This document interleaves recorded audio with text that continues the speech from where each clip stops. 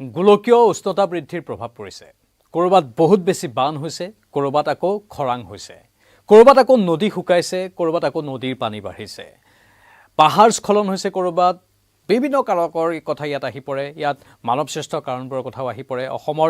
উজনি অসমৰ 4খন জিলাত কি হ'ল সেয়া আমি দেখিবলৈ পালোঁ। কিন্তু এতিয়া আমি কেৱল এই কথাখিনি নহয়, আমি ইতিহাসৰ কিছু কথাও খুচৰিব লাগিব, কাৰণ দ্বিতীয় বিশ্বযুদ্ধৰ স্মৃতিৰ সৈতে জড়িত কিছু কথা এতিয়া পোহৰলৈ আহিছে। নমস্কাৰ, স্বাগতম ষ্টুডিঅ'ত মই প্ৰাঞ্জল। আপোনালোকক ক'ব বিচাৰিছোঁ হাংগেৰীৰ ৰাজধানী বুদাপেষ্টৰ কথা। যি হাংগেৰী জাৰ্মানীয়ে আক্ৰমণ কৰিছিল, যি বুদাপেষ্টক দখল কৰাৰ চেষ্টা কৰিছিল জাৰ্মান সেনাবাহিনীয়ে, তেতিয়াই ইতিহাসৰ ইফাল সিফাল হৈছিল। মানে আমি ক'ব বিচাৰিছোঁ তেতিয়া কিমান হাজাৰ হাজাৰ সৈনিকৰ মৃত্যু হৈছিল। সেয়া লাগিলে জাৰ্মানীৰে হওক, হাংগেৰীৰে হওক, ৰাছিয়ানেই হওক অথবা আমেৰিকাৰেই হওক, হাজাৰ হাজাৰ 20-30 প্ৰতিখন দেশৰ 20-30 হাজাৰ সৈনিকৰ কেৱল সেই 1944 চনৰ পৰা 45 চনৰ সময়খিনিৰ ভিতৰতেই, মানে দ্বিতীয় বিশ্বযুদ্ধৰ সেই সময়খিনিৰ ভিতৰতেই বুদাপেষ্ট দখল কৰিবলৈ যোৱাৰ সময়তেই এবছৰৰ ভিতৰত প্ৰায় 1 লাখ, সকলো দেশৰ মিলাই 1 লাখ সৈন্যৰ মৃত্যু হৈছিল। সেই হাংগেৰীৰ ৰাজধানী বুদাপেষ্টৰ কথাই ক'ব বিচাৰিছোঁ, য'ত এখন নদী শুকাইছে, সেই নদীখনৰ তলত হিটলাৰৰ যুগৰ বাইক উদ্ধাৰ হৈছে, যিখনৰ আচলতে টপ স্পীড বুলি ক'ব লাগিব। টপ স্পীড আছিল 105 কিলোমিটাৰ প্ৰতি ঘণ্টাত। এইখন বিশেষকৈ সেই নিৰ্দিষ্ট দ্বিতীয় বিশ্বযুদ্ধৰ বাবে নিৰ্মাণ কৰা হৈছিল। নিৰ্মাণকাৰী প্ৰতিষ্ঠানটো আছিল অটো ইউনিয়ন এজি। যি অটো ইউনিয়ন এজি বিভিন্ন কোম্পানীৰ এটা মুখ্য সংগঠন, আৰু সেইটোৱে অডি গাড়ী, আপোনালোকে জানে সকলোৱে অডি গাড়ীৰ নিৰ্মাণো কৰিছিল। সেই অটো ইউনিয়ন এজিয়ে যি অডি গাড়ী নিৰ্মাণ কৰা প্ৰতিষ্ঠান আছে, তেওঁলোকে এই বিশ্বযুদ্ধৰ বাবে বাইক নিৰ্মাণ কৰিছিল, যাতে জাৰ্মানৰ সৈনিকসকলে এই বাইকবোৰ চলাব পাৰে। বিশেষকৈ জাৰ্মানৰ সৈনিকসকলৰ বাবে এই বাইকবোৰ নিৰ্মাণ কৰা হৈছিল। 80,000 ইউনিট এনেধৰণৰ বাইক নিৰ্মাণ কৰা হৈছিল। তাৰে কিছু অংশ এই বুদাপেষ্টৰ এখন নদীৰ তলত উদ্ধাৰ হৈছে। পানী লাহে লাহে শুকাবলৈ ধৰাত এই বাইকৰ অংশবোৰ উদ্ধাৰ হৈছে, বাইকবোৰ উদ্ধাৰ হৈছে, আৰু কিছুমান বাইক প্ৰায় অক্ষত অৱস্থাতে আছে, মানে একেবাৰে চুৰমাৰ হৈ যোৱা নাই। মানে পানীৰ তলত আছিল যদিও সেই বাইকবোৰ কিন্তু চুৰমাৰ হৈ যোৱা নাই বা ধ্বংস হৈ যোৱা নাই। এতিয়াও সেই বাইকবোৰ যদি ভালদৰে মেৰামতি কৰা যায়, কিছু পৰিমাণে তাক হয়তো চলাব পৰা যাব পাৰে অথবা মিউজিয়ামত থ'ব পৰা হ'ব পাৰে বুলি বিভিন্নজনে সদৰি কৰিছে।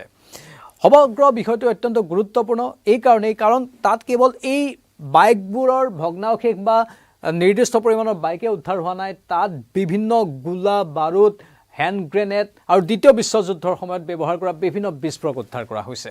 আৰু সেই বিস্ফোৰকবোৰ উদ্ধাৰ কৰালৈ চাই বিভিন্নজনে, বিশেষজ্ঞসকলে সদৰি কৰিছে যে হয়তো সেই নিৰ্দিষ্ট স্থানত যেতিয়া হাংগেৰীৰ ৰাজধানী বুদাপেষ্টক দখল কৰিবলৈ জাৰ্মান সৈনিকসকল আহিছিল বা আন দেশৰ সৈনিকসকলে তাক ৰক্ষা কৰিবলৈ আহিছিল, সেই সময়ত যিবোৰ ঘটনা প্ৰবাহ হৈছিল বা যিবোৰ সৈনিকৰ মৃত্যু হৈছিল, অথবা যিবোৰ বোমা বাৰুদ অক্ষত অৱস্থাত থাকি গৈছিল, অথবা কিছুমান বোমা বাৰুদ ফুটাৰ পাছতো তাৰ কিছুমান অংশবিশেষ থাকি যায়, সেইবোৰ এই নিৰ্দিষ্ট অংশবোৰতেই হয়তো দমাই থোৱা হৈছিল বা ইয়াত পেলাই দিয়া হৈছিল, আৰু পিটনি হিচাপে হয়তো ইয়াক ব্যৱহাৰ কৰা হৈছিল। আৰু যাৰ পৰিণতিত কি হ'ল, যাৰ পৰিণতিত এতিয়া আজি অত বছৰৰ মূৰত, দ্বিতীয় বিশ্বযুদ্ধ সমাপ্ত হোৱাৰ ইমান বছৰৰ মূৰত এই ভগ্নাৱশেষবোৰ উদ্ধাৰ কৰা হৈছে। আমাৰ হাতত যিটো ৰিপৰ্ট আহিছে, আমি নিউজ 18 ইণ্ডিয়াৰ সৌজন্যত আমি নিউজ 18 ৱেবছাইটৰ পৰা এই তথ্যখিনি লৈছোঁ, আৰু তেওঁলোকে তাত উল্লেখ কৰিছে যে ইতিহাসৰ কিছুমান তিতা মিঠা বিভিন্ন কথা সময়ে সময়ে পোহৰলৈ আহি থাকে, আৰু তাৰে ভিতৰত এটা অন্যতম হিচাপে উল্লেখ কৰা হৈছে। আৰু যিখন বাইক উদ্ধাৰ হৈছে সেইখনক কোৱা হৈছে DKWNZ351 মডেল হৈছে DKWNZ351 মডেল, আৰু বেহৰমাক্টৰ বুলি কোৱা হৈছে এই বাইকখন।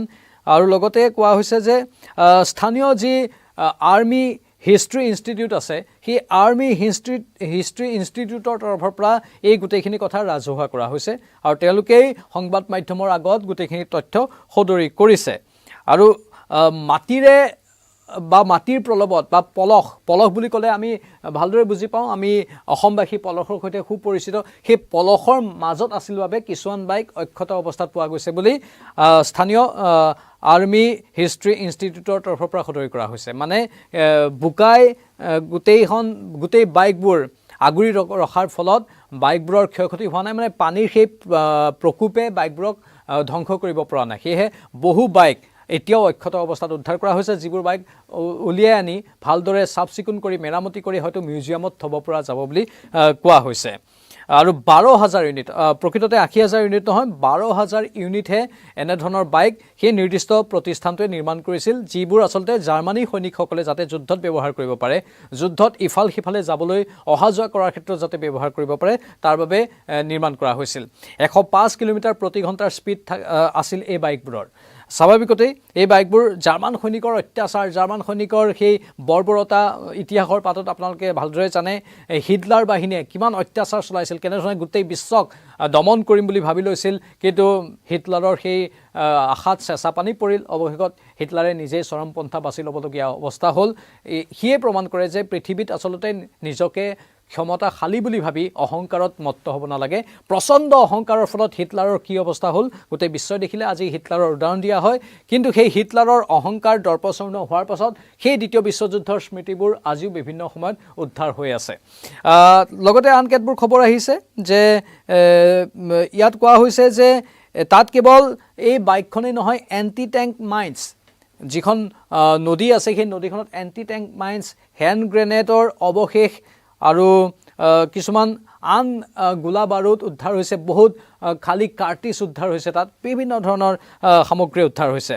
এই যুদ্ধখন বুদাপেষ্ট দখল কৰিবলৈ অহা বা এই অঞ্চলটো দখল কৰিবলৈ অহা জাৰ্মান সৈনিকসকলৰ কথা যদি আমি ক'বলৈ যাওঁ, তেওঁলোকৰ সংখ্যা বহুত হাজাৰ আছিল, কিন্তু তাৰে ভিতৰত 30,000ৰ মৃত্যু হৈছিল বুদাপেষ্টত আহি। 17,000তকৈ অধিক হাংগেৰিয়ান আৰ্মিৰ মৃত্যু হৈছিল তেতিয়া।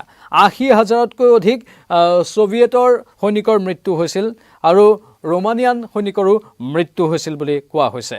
আৰু 13 ফেব্ৰুৱাৰী 1945 চনত জাৰ্মানৰ সেনাই তাত আত্মসমৰ্পণ কৰিবলৈ বাধ্য হৈছিল। এক ভয়ংকৰ যুদ্ধ হৈছিল। সেই ভয়ংকৰ যুদ্ধৰ কথা ইতিহাসৰ পাততো লিখা আছে। বেটল অফ বুদাপেষ্ট বুলি যাক কোৱা হয়। বেটল অফ বুদাপেষ্টৰ সময়তেই এই সমগ্ৰ ঘটনা প্ৰবাহ হৈছিল আৰু তেতিয়াই জাৰ্মান সৈনিকে কঢ়িয়াই অনা এই বাইকবোৰ বা জাৰ্মান সৈনিকে চলাই অহা এই বাইকবোৰ এই পিটনি সদৃশ এই স্থানত পেলাই থৈ গুচি গৈছিল আৰু পাছত জাৰ্মানীয়ে তাত আত্মসমৰ্পণ কৰিবলৈ বাধ্য হৈছিল 1945 চনৰ ফেব্ৰুৱাৰী মাহত, 13 ফেব্ৰুৱাৰীত। এয়া হ'ল ইতিহাসৰ কিছু কথা আমি আপোনালোকক জনালোঁ। ইতিহাসৰ পৃষ্ঠাবোৰ লুটিয়ালে এনেধৰণৰ বহু কথাই ওলাই থাকে আৰু বিভিন্ন সময়ত সেইবোৰ খবৰ হিচাপে শিৰোনামত আহে। আজিও পুনৰ এটা খবৰ আহিছে, কাৰণ সেই অংশবিশেষ ভগ্নাৱশেষবোৰ উদ্ধাৰ হৈছে। স্বাভাৱিকতেই এই দ্বিতীয় বিশ্বযুদ্ধৰ পৰা গোটেই বিশ্বই শিকিলে যে আচলতে মানুহে নিজেই নিজৰ বিনাশ মাতে। আকৌ যদি বিশ্বযুদ্ধ হয় সেয়া তেতিয়াও বিনাশৰ বাবেই হ'ব। সেই বিশ্বযুদ্ধই কেতিয়াও মানুহৰ উন্নতি নকৰে, কেৱল অধুন্নতিৰ ফালেহে লৈ যায়। সমান্তৰালভাৱে আন কেতবোৰ কথাও আহিছে। আমি কৈছোঁ যে এই এখন নদী, বুদাপেষ্টৰ এখন নদী শুকাইছে, এয়া গোলকীয় উষ্ণতা বা গোলকীয় জলবায়ু পৰিৱৰ্তনৰ ফলত হোৱা বুলি বিভিন্ন বিশেষজ্ঞই সদৰি কৰিব বিচাৰিছে। ইয়াত মানে বিভিন্ন এংগল কথা জড়িত হৈ আছে। এই সমগ্ৰ ঘটনাক্ৰমত আমি সেই বিষয়বোৰো চাব লাগিব, কাৰণ এতিয়া জলবায়ু পৰিৱৰ্তন হৈ আছে। জলবায়ু পৰিৱৰ্তনৰ ফলত ক'ৰবাত নদী শুকাইছে, ক'ৰবাত আকৌ পানী বাঢ়িছে। আমাৰ অসমৰে উজনি অসমত কি পৰিস্থিতি হ'ল আমি দেখিবলৈ পালোঁ। পাহাৰৰ পৰা নামি অহা পানীয়ে কি প্ৰলয়ৰ সৃষ্টি কৰিলে, তাত অৱশ্যে মানৱ সৃষ্ট কিছুমান কাৰণৰ কথাও কৈ থকা হৈছে। গোলকীয় উষ্ণতা বা জলবায়ু পৰিৱৰ্তনৰ প্ৰসংগবোৰো আহিছে। ইউৰোপৰ বিভিন্ন প্ৰান্তত এতিয়া নদী শুকাবলৈ ধৰিছে। ইউৰোপত শেহতীয়াকৈ গৰমৰ বা আৰ্দ্ৰতাৰ যিটো পৰিমাণ সেইটো অতি অনুভৱ কৰা হৈছে মানুহে। সাধাৰণতে AC বা ফেনৰ তাত কোনো ধৰণৰ বিক্ৰীৰ ব্যৱস্থা নাথাকে। এতিয়া সেইবোৰ স্থানত AC বা ফেন বিক্ৰী কৰিবলগীয়া অৱস্থাৰ সৃষ্টি হৈছে। সেই বাতৰিবোৰ আপোনালোকে আমাৰ জৰিয়তে পায়ো আছে। সেইটো এটা গম্ভীৰ বিষয়, চিন্তনীয় বিষয়। সেই কথাবোৰো আমি ভাবি চাব লাগিব। এনেধৰণে বিভিন্ন ঘটনা পৰিঘটনা হৈ থাকে আৰু সেই ঘটনা পৰিঘটনাৰ মাজত এই খবৰবোৰ অত্যন্ত গুৰুত্বপূৰ্ণ হিচাপে বিবেচিত হয় আৰু সেয়েহে আমি প্ৰতিটো খবৰে আপোনালোকক জনাবলৈ চেষ্টা কৰোঁ। এই সন্দৰ্ভত আপোনালোকৰ কি ক'বলগীয়া আছে, জলবায়ু পৰিৱৰ্তনৰ এটা বিষয় আৰু লগতে এই পুৰণি যিবোৰ স্মৃতি উদ্ধাৰ হৈছে, দ্বিতীয় বিশ্বযুদ্ধৰ সময়ৰ কিছুমান ভগ্নাৱশেষ উদ্ধাৰ হৈছে, সেই সন্দৰ্ভতো যদি আপোনালোকে কিবা নতুন তথ্য সংযোজন কৰিব বিচাৰে, আমাৰ কমেণ্ট বক্সত সেইখিনি স্থান আপোনালোকক দিয়া হৈছে, তাত আপোনালোকে সেই তথ্যবোৰ যোগান ধৰিব পাৰিব। বিদায় লৈছোঁ এই পোনপটীয়া সম্প্ৰচাৰৰ পৰা। নমস্কাৰ।